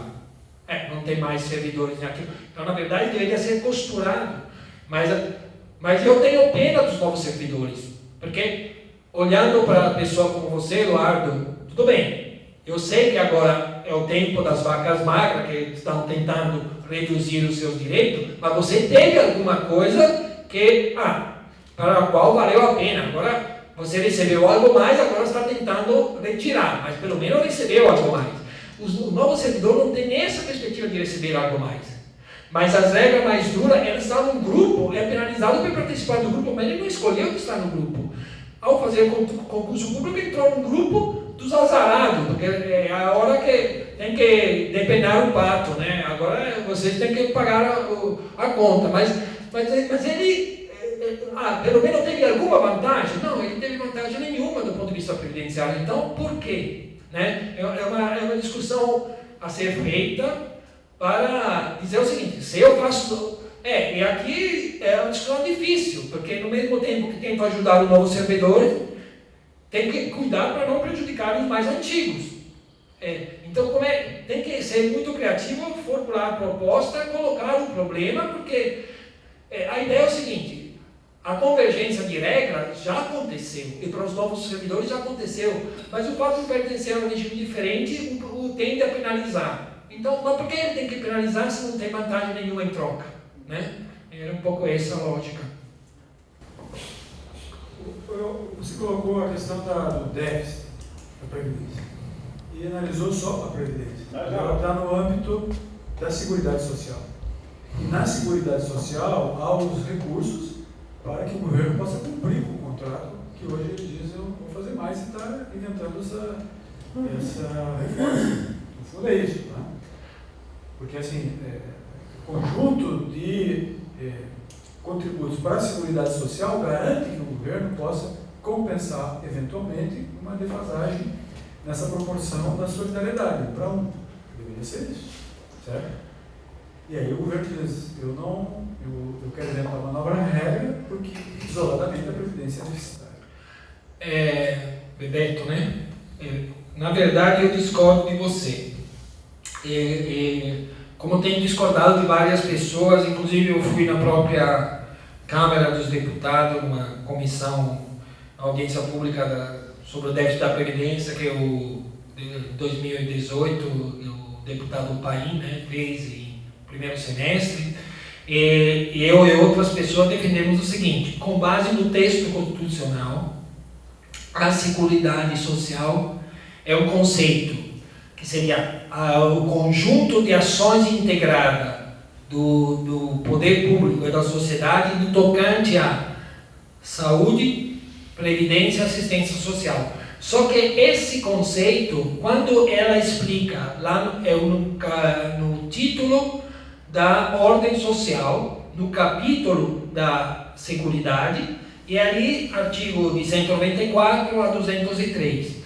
Quando chega a definir o que é previdência social, que isso que eu citei estava no artigo 194, ele diz assim: a previdência social organizada no regime geral será de caráter contributivo e prevê esses benefícios. Então, quando ele especifica qual é a previdência que faz parte da Seguridade, ele fala de previdência do regime geral.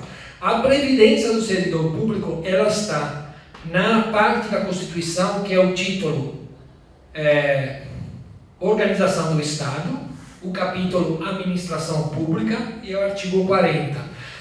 Ali, na verdade, aquela era uma previdência que ela é considerada até hoje como uma despesa de pessoal do órgão a que o servidor esteve vinculado antes de ficar inativo. Então, na verdade, ele, do ponto de vista da lógica, ele é uma despesa do regime próprio da União, é uma despesa fiscal, porque é uma despesa da despesa de pessoal, faz parte da despesa de pessoal. E a União, na verdade, tem 3 orçamentos. O artigo 165 da Constituição prevê 3 orçamentos: o orçamento fiscal, o orçamento da Seguridade e o orçamento dos investimentos das empresas estatais. Investimento para estatais que regula não tem ao caso. Mas o investimento fiscal, o orçamento fiscal é o orçamento de tudo, fora as despesas, as receitas carimbadas, a despesa carimbada da Seguridade e Assistência. Mas quando fala de orçamento da Seguridade Social, a despesa de pessoal da União, que é a aposentadoria do servidor público federal, a título de classificação dentro do orçamento são despesas fiscais, ela não entra na despesa de Seguridade. Então,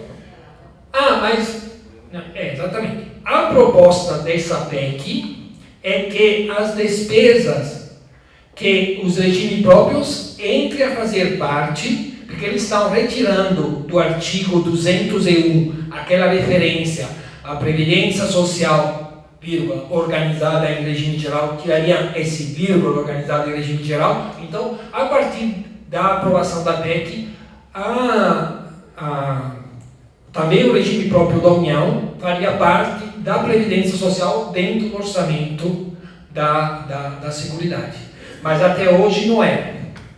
Esse assunto realmente, a sua crítica foi importante, porque eu tinha esquecido de dizer isso na apresentação, mas é um aspecto muito relevante para vocês, porque se não é no passado, poderá vir a ser no futuro. Então, hoje, quando eu digo que a lei 10.887 não prevê só receita contributiva, mas amanhã, quando for aprovada eventualmente essa PEC, sendo que faria parte da Seguridade, poderá ter outras fontes de financiamento. Ou seja, o governo pode retirar recursos de lá Sim. para pagar. Mas há um impeditivo hoje, sempre do ponto de vista da discussão se há déficit, de o governo retirar recursos da Seguridade para cobrir a parte que ele não contribui, porque é essa que gera o déficit, na previdência do regime próprio. Não tão especificamente, mas na verdade é o seguinte: quando hoje a DRU, a desvinculação dos Estados da União, na verdade a lógica é a seguinte: os constituintes de 88 eles definiram algumas receitas para garantir aquelas despesas sociais prioritárias, a Seguridade, a tripé, assistência, saúde e previdência. Mas, sendo que tem uma DRU, quando ele diz o seguinte: das receitas carimbadas que seriam dedicadas exclusivamente à Seguridade, eu retiro hoje, até 2023, o 30% ao ano, na verdade, esse dinheiro vai para o orçamento fiscal, mesmo que não seja explícito, ele vai ajudar o recurso, o pagamento do déficit, porque eu aqui me expressei comodidade, rapidez, dizendo que seria recurso do Tesouro da União, na verdade é recurso do Tesouro ou do orçamento fiscal, reforçado pelos 30% que seria da Seguridade, mas que é desvinculado, ou seja, descarimbado, não é mais da Seguridade, pode ser da outra despesa, inclusive a despesa de pessoal inativo.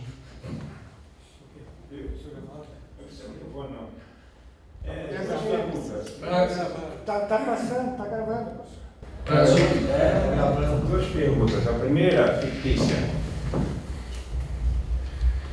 Evidentemente, todos os funcionários da Seguridade ou efetivos do governo vão perder uma porcentagem. Como é que eles podem complementar essa porcentagem perdida que o governo não paga? Essa é a primeira pergunta. Segundo, como nós estamos numa universidade, existem professores que eram antigamente contratados e outros efetivos. Como fica a ocasião de professores com mais de 10 anos aposentados? Não entendi essa segunda. Como fica o problema de professores com 20 anos de aposentadoria já? Agora, se mudar a previdência. Sim. A meu ver, salvo melhor juízo, eu não entendo disso. Existem duas maneiras de pagamento, uma de INSS e outra do próprio governo. Sim. É assim? Então essa regra previdenciária é para quem recebe pela Previdência Social. Os aposentados, ou os professores em geral, de concursados e de efetivos, recebem pelo governo. É isso aí? Vou responder. Perfeito. Então, bom, diante dessa perda, na verdade a perda existe, né? Agora, essa perda pode ser reposta, mas a grande questão é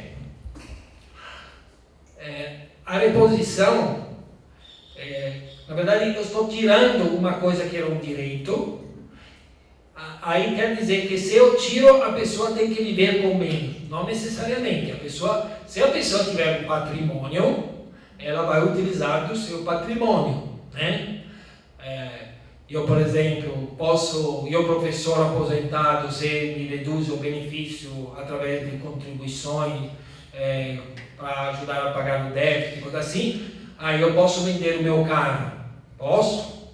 Aí vendo o carro, dependendo de quantos R$1.000 vendo, tenho mas isso na verdade são soluções práticas, mas a perda é indiscutível. Quer dizer, antes eu entrei no serviço público com a garantia que o Estado, quando eu me aposentasse, me garantia o pagamento de um determinado benefício. E hoje o Estado está dizendo, troco as regras, esse pagamento diminui. ou pela contribuição. Não é uma diminuição, porque no primeiro item, na primeira linha de contra-cheque, o seu valor, mas quando introduz descontos, na verdade diminui o valor líquido. Ou para quem está ainda na ativa, diminui porque muda a regra e o valor vai ser definido na data que ele efetivamente se aposentar, não é predefinido. Então, agora, em geral, como não perder, hoje o Estado não oferece soluções a essa perda. Na verdade, diz o seguinte: você se vire com menos dinheiro. Mas isso, se eu tivesse fazenda para vender, gado para vender, se eu tenho patrimônio para utilizar, se eu tenho os filhos que me ajudam, se eu ganhei na Mega Sena, de repente eu não vou morrer de fome. Sim, mas na minha relação com a União me prometeu algo e quando foi a hora de pagar, não pagou aquele algo que me prometeu. Se deu depois, vou morrer de fome ou não, é outra discussão, né? Se eu tenho outro recurso para me manter, é outra discussão, mas que há uma quebra de contrato e uma perda financeira, sem dúvida que há, né?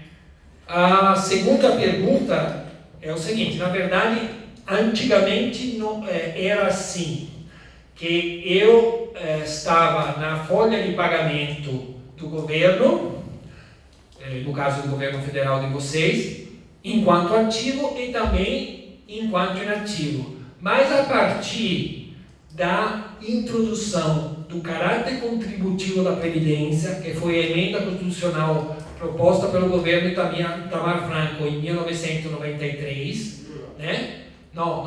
Itamar Franco, o caráter contributivo, a emenda número 3 de 1993, foi introduzido a seguinte questão: agora a Previdência tem recurso próprio, não é uma despesa de pessoal simplesmente do governo. Ela, na verdade, tem recurso. Tanto o governo tem que contribuir, quanto o próprio servidor tem que contribuir. Então, eles disseram: essas contribuições, em tese, deveriam dar conta do pagamento dos benefícios. Contribuições sobre quem trabalha hoje. Então, na verdade, hoje, a lógica não é mais essa é uma despesa do governo. A lógica é, essa deveria ser uma despesa coberta pelas contribuições de quem está trabalhando. Tanto é verdade que se o governo tem que botar 1 centavo, o valor seria exíguo, mas do ponto de vista conceitual, aquele centavo é considerado um déficit. E a imprensa ia fazer um estandalhaço: olha, as contas não estão equilibradas, falta 1 centavo, falta 1 milhão, falta... Mas qualquer coisa que falta, a imprensa não deveria ser autossustentável. Mas então eles conseguiram fazer uma mudança de paradigma, que o que era uma obrigação 100% do governo, e você está correto em dizer que era assim, mas a partir da década de 90 já não foi mais assim. Então, eles conseguiram trocar um paradigma conceitual. E o que era uma despesa do governo, uma obrigação total do governo, ficou dizendo o seguinte: não, o governo, depois que contribuiu como empregador, como contribuição sobre quem está na ativa, ele não deveria, em tese, contribuir mais nada. Você tem que contribuir, eu chamo isso de déficit, e isso é um escândalo. Mas não era um escândalo. Você, na verdade, por meio dessa ideia de déficit, de sistema contributivo, você passou a transferir uma responsabilidade de sustentar o sistema, que era 100% do governo, agora está dizendo que é 100% do empregador e do trabalhador. E o governo, a princípio, não deveria botar nenhum dinheiro, a não ser enquanto empregador. O dia que ele não tiver mais empregado, o sistema está falido, porque o governo... Não. Eles conseguiram fazer uma mudança de paradigma cruel e a sociedade não sacou. Porque, na verdade, é o seguinte: a batata quente, que era na mão do governo, agora está na mão dos servidores. Então, os servidores estão chamados de Marajá. Então, o fato que o sistema não é sustentável não é que o governo se furtou de assumir os compromissos que tinha assumido no começo. É que o servidor tem privilégio. Mas quais privilégios? Porque é o seguinte: eles estão dizendo que o servidor tem privilégio, mas dizem o seguinte: bom, o servidor tem privilégio porque os salários são altos. Mas isso foi combinado. E ele está contribuindo sobre toda a remuneração, não só sobre a parcela abaixo do teto. Então você não tem nada a ver.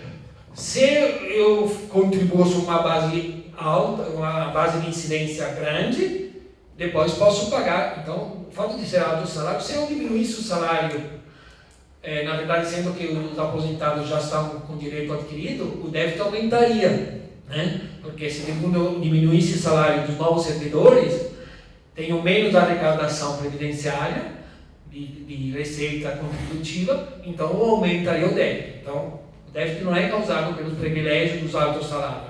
Quanto mais alto o salário, melhor seria para pagar o déficit, para diminuir o déficit. Então, então alguém diz, porque você não contribuiu no passado. Mas olha, não é assim. Porque o fato de não ter contribuído no passado não tem nada a ver, porque o regime é regime de caixa. Então, as despesas do ano de 2019 eu pago com a receita de 2019. Se em 1994 não paguei, mas as contas foram pagas, o regime de caixa não pega todo o passado, pega o exercício. Então, o fato de não ter sido contributivo antes de 93, o sistema não tem nada a ver. Então eles inventam essa questão de privilégios. Você aperta qualquer ministro, qualquer secretário executivo do ministério, essa questão do privilégio não se sustenta. Não se sustenta. Então, mas ele se sustenta com justificativa para dizer o seguinte: o que era uma responsabilidade do governo, agora é uma responsabilidade do servidor. Se o servidor não dá conta, é porque tem algum motivo, mas a culpa não é do Estado. Não, a culpa é do Estado. É um pouco essa a lógica do sistema. Não se pode montar uma fundação de classe para complementar esse valor perdido? Poderia ser, mas o problema é quem contribui. Deveria contribuir também o governo, porque senão, na verdade, se é uma fundação de classe, na verdade seria uma forma de constituir um patrimônio privado, mas quem financia isso? Se o governo se furtou de garantir o que tinha prometido, se eu digo que vamos fazer uma fundação de classe de caráter privado, se o governo ajuda em volume significativo, a proposta é razoável. Se o governo não ajuda, é como dizer o seguinte: o problema é um problema patrimonial de vocês. Em vez de você resolver uma lógica patrimonial individual, resolve uma lógica patrimonial coletiva, mas o problema é de vocês, e o governo não tem nada a ver com isso. E, mesmo coletivamente, tem que sair do nosso bolso. Então a perda existe. Eu posso até tentar, mas na verdade uma fundação sem aporte de recursos públicos seria como se a pessoa renunciasse ao consumo atual para garantir o consumo futuro. Então, na verdade, é uma solução individual, prática, mas não resolve a origem do problema. Então o governo ajuda a OAB, CERUS, Banco do Brasil, Caixa. O governo ajuda? Porque eles têm fundação. Sim, no caso dos novos servidores, a União ajuda os novos servidores federais a partir de 2013 com a FUNPRESP, porque paga até metade da conta, mas não em relação às perdas que está provocando essa reforma, mas simplesmente em relação à perda de ter colocado um teto nos benefícios, né? Então, são duas perdas diferentes. Ele está ajudando, mas em relação à perda de ter um teto dos benefícios do INSS aos novos servidores. Essas perdas causadas pela PEC, ele não ajudaria coisa nenhuma, né? E ele, na verdade, a lógica da reforma da Previdência é uma lógica basicamente fiscal. O governo quer reduzir despesa com a máquina pública. Então, ele não admite, em hipótese nenhuma, que de dar alguma compensações à perda que está implicando, porque na verdade as perdas são feitas numa lógica contábil. E eu diminuo a despesa para não ter que aportar receita para pagar a despesa. Se dá uma compensação, na verdade não tem um ganho de redução de aporte que interessa ao governo federal. O governo federal só pensa em não aportar. E qualquer compensação por meio de uma ajuda a uma fundação qualquer, ele, na verdade, descarta, porque isso seria uma forma de aumentar a despesa, de não reduzir o aporte de receita. Então, ele, na verdade, é uma lógica de mão fechada, mão de vaca, né? Então, É um pouco mais difícil. é um pouco mais difícil. É uma lógica do papel do Estado. exatamente, uma lógica que, exatamente, algumas pessoas do Ministério têm uma lógica, a lógica do Guedes, que eu apresentei nas primeiras slides de hoje à tarde, é ainda uma lógica mais cruel, de dizer o seguinte: o Estado não ajuda o desenvolvimento. O Estado é o empecilho do desenvolvimento. A Previdência é uma perversidade, é uma praga, tem que ter uma vacina. Ou seja, o Guedes é mais radical ainda, e o que eu falei podia ser a lógica do Malan, né? Mas o Guedes, eu achava que o Malan era terrível, né? Que o Arminio Fraga era terrível, mas o Guedes superou todos os limites, né? Nesse rumo, né? Talvez seja fora do contexto. Minha última pergunta. Claro que, passando a Previdência, uma coisa que importa ao professor é o plano de saúde. Então, os professores passam a perder dinheiro, mas aumenta o plano de saúde. Não dá para entender? Sim, essa sua proposta parte de uma concepção que o professor tem direito e tem que, se perde de um lado, poderia ter uma compensação. Mas essa lógica não é aceita pelo atual governo de jeito nenhum. Eu sei que não. Então, assim, e não tem parlamentares que tenham feito emenda nesse sentido, né? Então, é o seguinte, o que pede seja interessante a sua proposta, na verdade, elas dão um pouco carta fora do baralho na atual conjuntura, porque não tem nenhum parlamentar que encampa esse tipo de proposta, e na verdade, elas não estão no páreo, né? Muito bem, agradecendo mais uma vez ao Luciano, né, pela clareza, lucidez do que trouxe aqui para nós, e estará disponível no site da APUFES, que é essa palestra, né, para aqueles que não tiveram a oportunidade de estar aqui, poder assisti-la, tá bom? Obrigado mais uma vez, Luciano, por ter vindo